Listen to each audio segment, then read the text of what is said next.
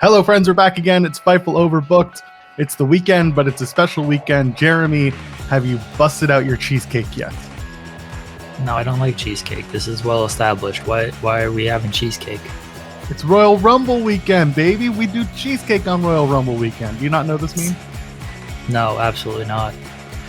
It's less fun when I had to explain it, but basically a guy on Reddit like 4 or 5 years ago was just like, hey, I'm making food for the Rumble. What should I make? I got a cheesecake in the oven. And then everyone was like, dude, the Rumble's next week. Okay. So, cheesecake. I don't like it. I like blueberry. Cherry. What about lemon meringue pie? You like lemon? Newsworthy. Top 5 stories on the board. We talk about the ones that were good and the ones that maybe you didn't see. Jeremy, how are you doing? How was your week? It was good. I'm good. I'm ready to royally rumble. Let's go. By the way, if you're watching us Saturday morning here on youtube.com/Fightful Overbooked, we will have a watch along for the Royal Rumble. So go check that out. We'll be live for the Rumble watch along. And if you're watching us after the fact and the Rumble's already passed, go turn on the Rumble watch along anyway, because I'm sure someone said some really stupid and funny stuff. Let's move on because we have stupid and funny stuff to talk about here today. Number 5, Bray Wyatt discusses his mindset following his WWE release and fans leading him back. Bray Wyatt was on the Ryan Satin Out of Character podcast talking about his time away from WWE and stuff that he did, including filming a movie with Jason Baker. Talk to me. Why are we talking about Bray Wyatt on Out of Character? I don't know how out of character this was for Bray Wyatt. So Satin had tweeted if I were to interview Bray Wyatt in character on Out of Character, what questions would you ask? So it gave the impression that it was out of character, or that it was in character, but then you listen to him talk and it sounded like it might be a little bit out of character. Some of the stuff, other stuff sounded like it might be we're just adding to the storyline type thing. It was an interesting interview because Bray doesn't do a lot of these. I was somebody as someone who covers the news and looks and listens for all these podcasts and interviews and stuff. When Bray got released in July of now 2 years ago, I was waiting for that podcast to drop. I was waiting for him to tell his side of the story. He even tweeted of wait till you hear my side type of thing. And it never came. I didn't know when it was going to come. He did the Wyatt 6. It seemed like that was going to be a podcast thing. There were a lot of clues and stuff that he might do a pod, and it just never came. And never came. And then he came back to WWE, and this is his first real big interview in a very long time. So I don't know when Bray's in character, when Bray's out of character, because he does these so rarely. It's tough to know where the line is drawn. And I think that's the way he wants it. He wants to blur everything, and it adds to the mystique and the lore of stuff, which I'm all for. But I found it just to be an interesting interview because you just don't hear from Bray Wyatt a lot. So I imagine a lot of this stuff is true. The way he felt about himself, the way he is mentally preparing for his return, which may have already happened depending on when you listen to this. Everything he went through during his release in losing his friend, when he talks about losing Brody as well, and just the fans wanting him back, missing him, and all of this stuff. I believe all of this to be true. But then there are other aspects of it that I think are just lore and character stuff. But it's a fascinating interview just because you don't hear from Bray Wyatt a lot. And the character himself, the man himself, is just a kind of a fascinating person. I really wanted to do Talk as Jericho, man. But then they said, maybe don't do Talk as Jericho, man. No, this was, like you said, this is a really interesting conversation.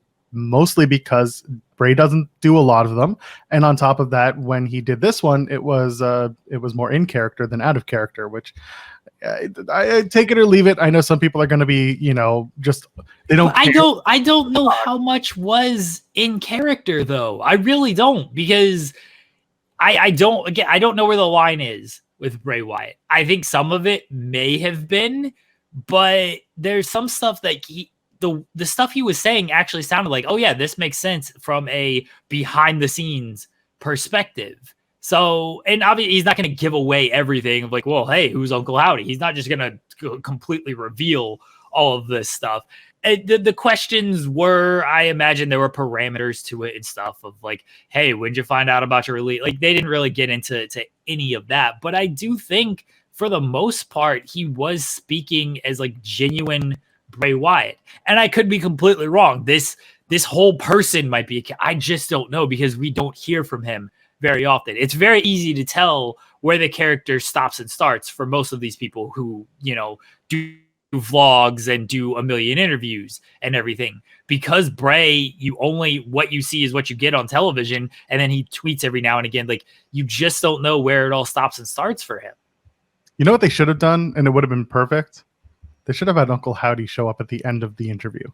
Then we would have known that everything that Bray said, regardless of whether or not it was true, just like completely throw it into disarray. Maybe, yeah, that certainly could have been something. I mean, maybe in the video version, which was not out by the time I listened to it, maybe that actually does happen, and that's something you got to watch for the extra lore of Bray Wyatt, the Uncle Howdy attacking him, but it's only on the video, not the audio version. Oh man, they would have promoted the hell out of that. Well, again, by the time people listen to this, it might be out. That comes out at 11 o'clock today, Thursday. It's 9 o'clock. So there's still Friday, 2 hours. I think today's still Friday. Whatever. I don't know what days of the week are. It's day. Day. It's day. It ends in Y, so it's got to be dropping today. It's a day. Every day is just a day.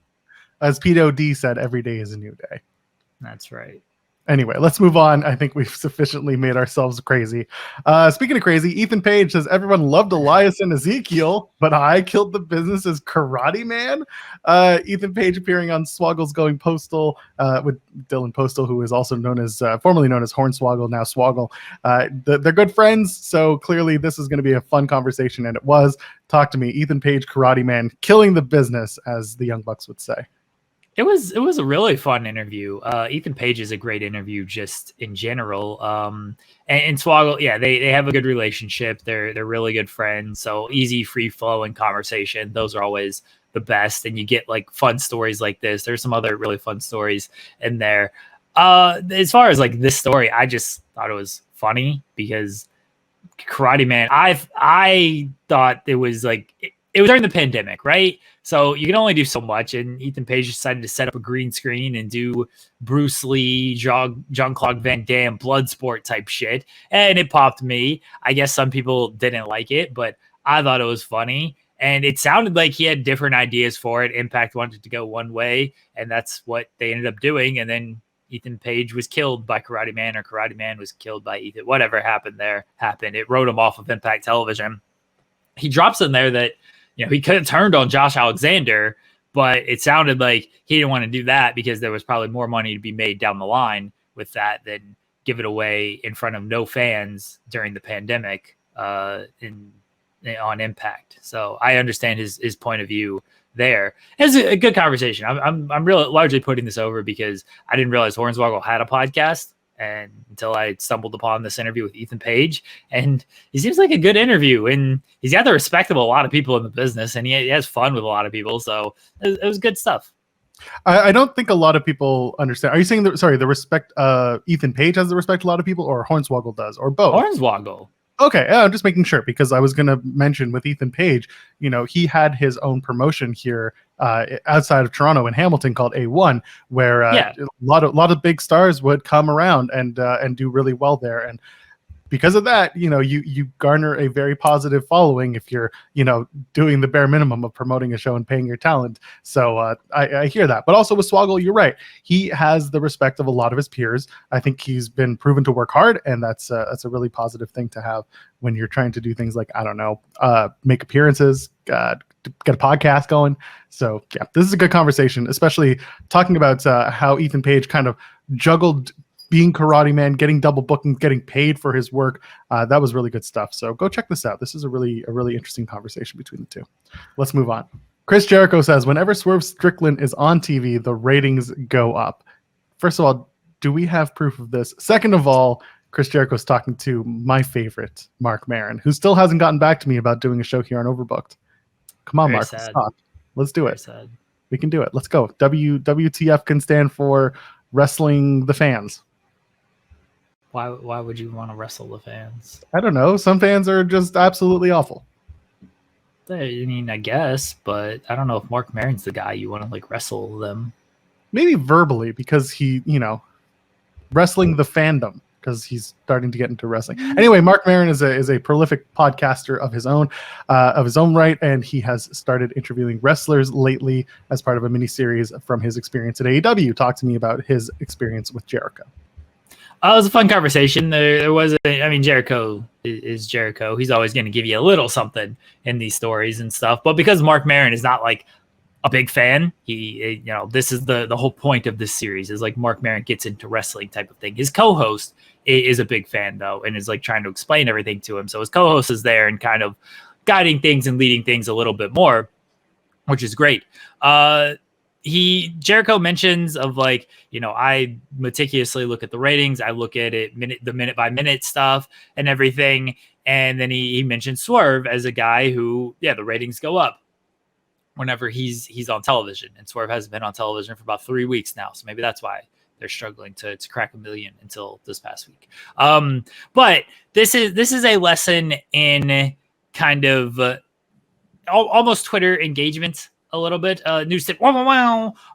So this is a lesson in that like I could have headlined something like Chris Jericho. I look at the minute by minute ratings like it's very important, and probably just gotten a bunch of dorks quote tweeting of like, Jericho, what an idiot, like, or Jericho, see the ratings matter and all of this stuff, like a bunch of like ratings talk and stuff, right? That definitely could have happened. And I still got it out of this headline because you just put ratings in a headline, people are going to feel how they feel about ratings. But I wanted to put Swerve in there because I figured Swerve would boost it up a little bit, and he did. He retweeted it and everything. And I wanted to kind of just put Swerve over a little bit because I like Swerve, and it does seem like the ratings do go up. The minute by ratings do go up when Swerve is on. I'm gonna sort of trust Chris Jericho on this as someone who looks at these numbers and everything. And he mentions Tony Khan is also a dork and looks at these numbers, is very much a numbers guy, which is why it's weird that Swerve hasn't been on TV. Maybe I don't know what they're doing, but whatever the case may be. But yeah, this is a lesson in like, hey, if you can like put somebody over in a headline, I know we all like the burial headlines and stuff, and those get a lot of engagement as well. But if you can sometimes put people over in headlines instead of just, hey, let's look on a headline for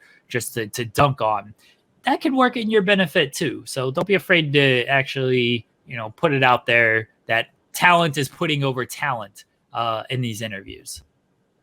I want to make sure we got that out of the way because I missed the cue earlier. Good job. Yes. No, it's good. It's a good conversation. Go check out WTF. This was the premium version, so this was the early edition. So it hasn't dropped yet officially, right? I don't know. I pay my $5 to get to the whatever. I didn't know there was I thought this is the only way. I guess there's a free version, but I ain't waiting for that stuff. I need the early access to all of these things. Yeah, without plugging them, the free version I think is in a month, and then you can do a paid version where month. Yeah, they're waiting like a month from when they recorded all these interviews because it's a mini. I definitely it is a mini series. Yeah, well, I definitely couldn't wait that long. The moment I saw that like this was a thing and he was dropping these and stuff, I messaged the people I needed to message, and I said, "Can I get this?" And they said yes. And I said, all right, that's all I need to know. I didn't realize if I didn't do it, I'd have to wait an entire month. That sounds absurd. Why? I'm trying to think. Why didn't I get you in contact with Brandon, who is the co-host you mentioned, but he's also the producer of the show? I should have put you two in touch and just been like, hey, get him this stuff. I don't know. Why didn't you, Joel Pearl? What are you good for if you can't do these things for me? Sometimes you just got to ask me these things because when you asked me, you were like, are you subscribed to Full Marin? And I was just like, nope. And yeah. I asked you that and you just said no. And that was it. How am I supposed to know that you know this Brandon person and you could have gotten me in contact? I don't know these things. The moment you said no, I don't subscribe, I'm thinking, all right, well, you don't know anything as usual, Joel. So what am I supposed to think? I know plenty. I'm just cheap. Starting to sound like my wife. Let's move on, please. Kylie Ray reflects on her WWE tryout and WWE main event bout, continues to do extra work but is not signed. She was on the Going Broadway podcast, was Kylie Ray. This was also something that Fightful Select had reported when we were going through some free agency news. Kylie Ray showed up, had a tryout, appeared on Main Event, and is still taking independent bookings. So I guess this is, well, you can put 2 and 2 together. Talk to me about Going Broadway and Kylie Ray. I really like the guys at Going Broadway. They do a good job. They have a good relationship with Kylie. She's been on their show like a lot. And they talk about it on the show.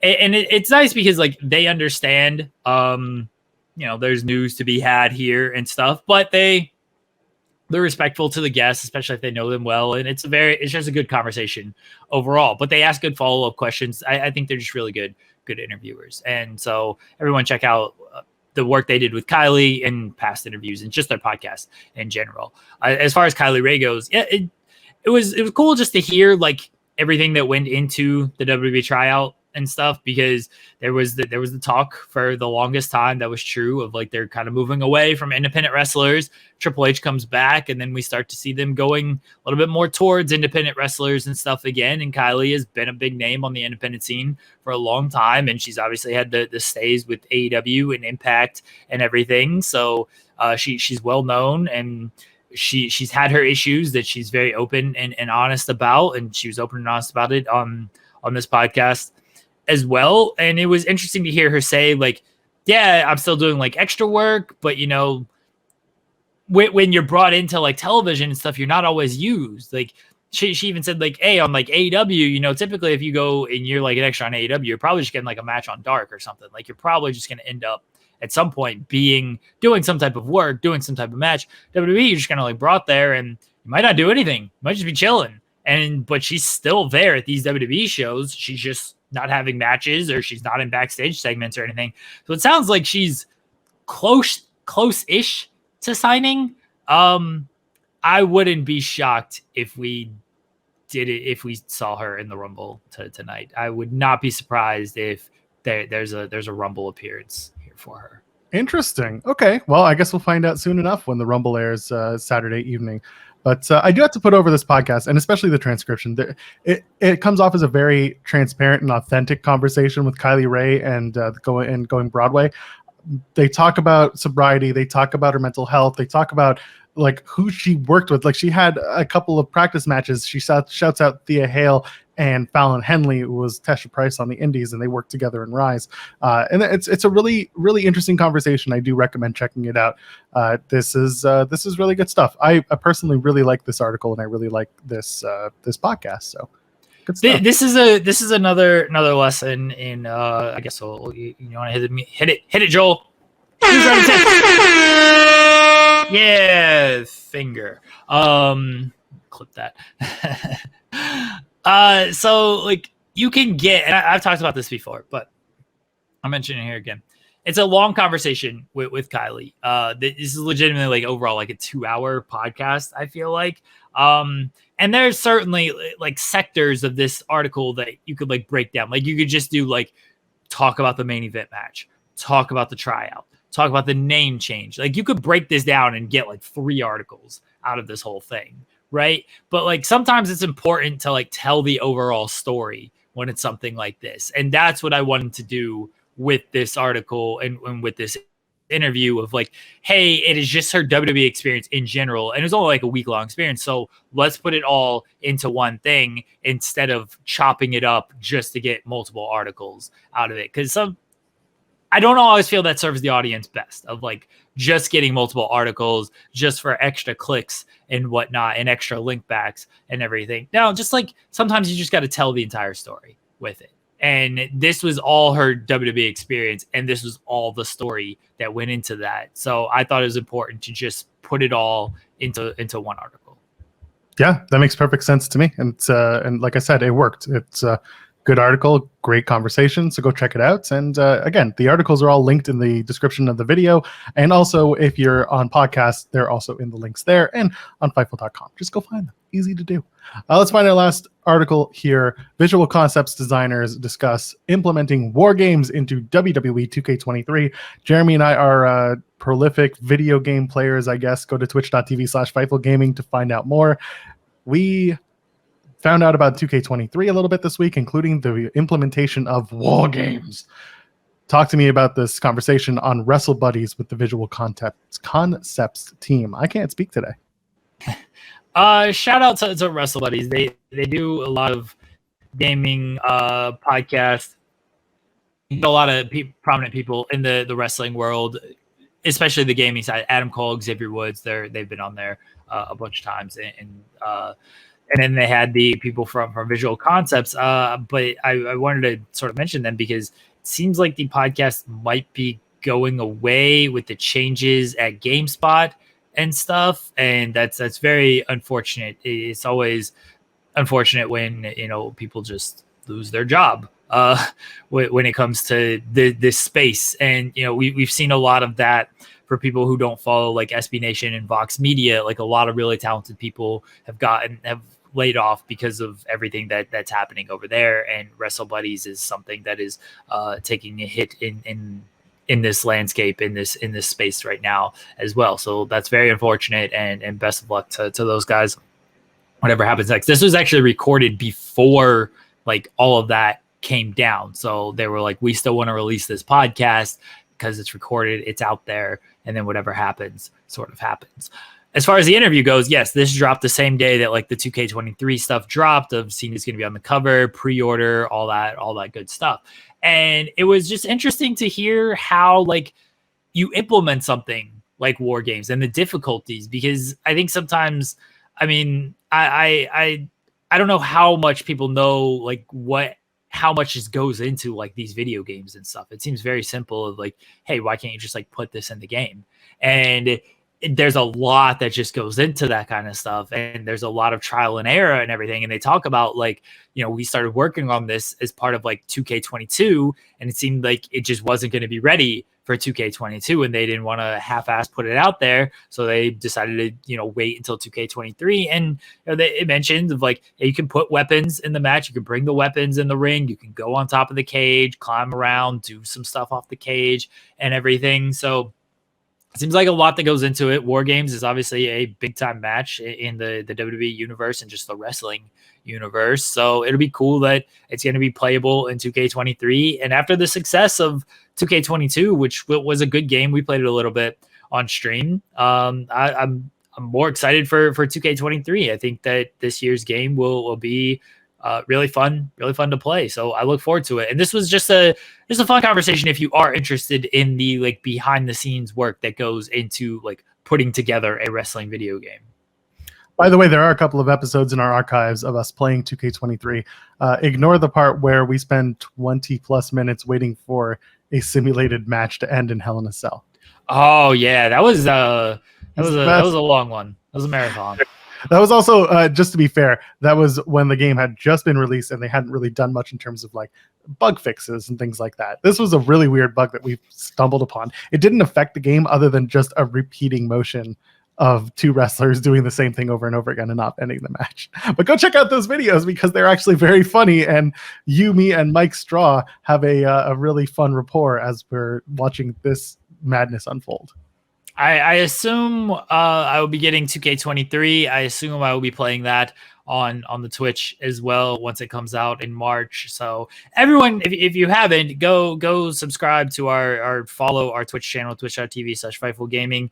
I know that people might watch our post shows and stuff on there, but I'm very proud that I've been good about like being consistent with going on there and playing games weekly, sometimes twice a week, and just getting the gaming stuff going back on. I usually only play for like an hour and a half. It's not super long or anything, but I'm enjoying playing games that I've played in the past or playing games that I've never played before when it comes to wrestling. And I'm looking to just kind of keep that up, keep moving forward with that. And you can either watch the videos on demand on Twitch for as long as they stay up, or you can, if you're subscribed to this channel, Fightful Overbooked, all the gaming streams will hit on this channel at some point. There we go. That's all you need to say. You want to wrap up your plugs right now while we're at it? Don't follow me on Twitter. Follow Steven Jensen on Twitter at @FightTalk_. We have the Spotlight Thursdays, 9:30 a.m. Eastern, although I think we're doing 8:30 a.m. Eastern the next 2 weeks because of scheduling and everything. But if everything works out, We have very fun guests, very fun 2 guests this upcoming week.